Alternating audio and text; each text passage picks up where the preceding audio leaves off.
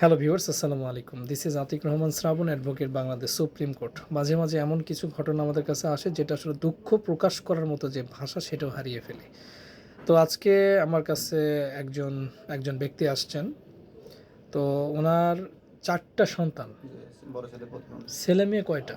মোট ৪ জন। ৪ জনের মধ্যে দুই ছেলে ২ মেয়ে। মেয়ে ২ জন্মটা ছেলে ছোট। ২ মেয়ে। হ্যাঁ।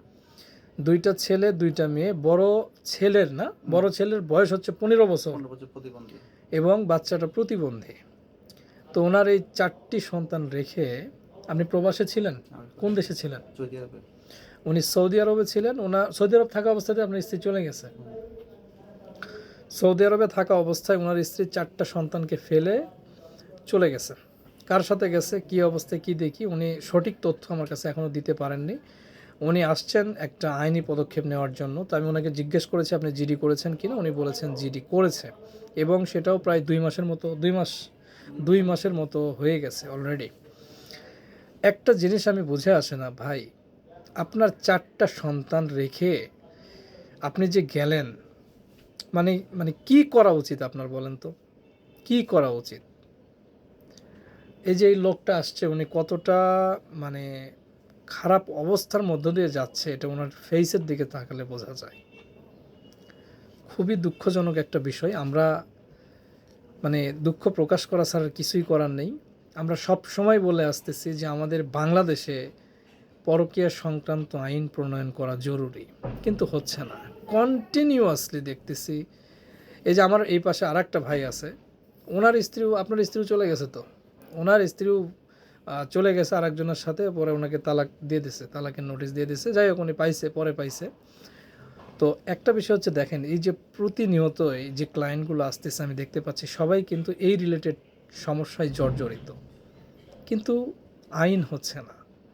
কোথায় সমস্যা, কোন জায়গায় সমস্যা এটা আমি জানি না। আইন হওয়াটা অতীব জরুরি এবং আমি তো মনে করি যে পরকীয়ার সর্বোচ্চ শাস্তির বিধান রেখে আইন প্রণয়ন করা জরুরি। আজকে এই ভদ্রলোকটা ৪টা সন্তান রেখে এই মহিলাটা চলে গেছে।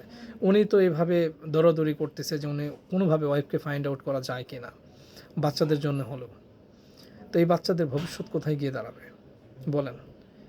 খুব কষ্ট লাগে এই বিষয়গুলো দেখলে। তো আপনাদের মতে আসলেই কি পরকীয়ার আইন হওয়া উচিত কি না? আপনারা যারা এই ভিডিওটা দেখেন, আমি দেখি অনেক সময় আপনারা মন্তব্য করেন যে হ্যাঁ, পরকীয়ার আইন হওয়া উচিত।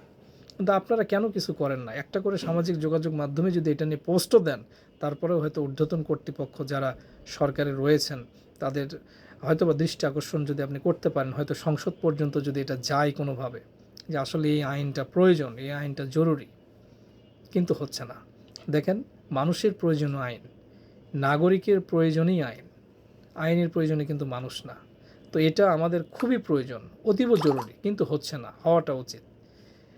সো আপনারা যারা মনে করেন যে পরকীয়া সংক্রান্ত আইন প্রণয়ন করা উচিত এবং কঠিন শাস্তির বিধান রেখে, তারা অবশ্যই এই ভিডিওটা শেয়ার করবেন এবং সর্বোচ্চ মহল পর্যন্ত যাতে পৌঁছে যায় সেই ব্যবস্থা করবেন, যাতে করে আমরা দ্রুতই পরকীয়া সংক্রান্ত আইন পেয়ে যাই। ভালো থাকবেন সবাই। আসসালামু আলাইকুম।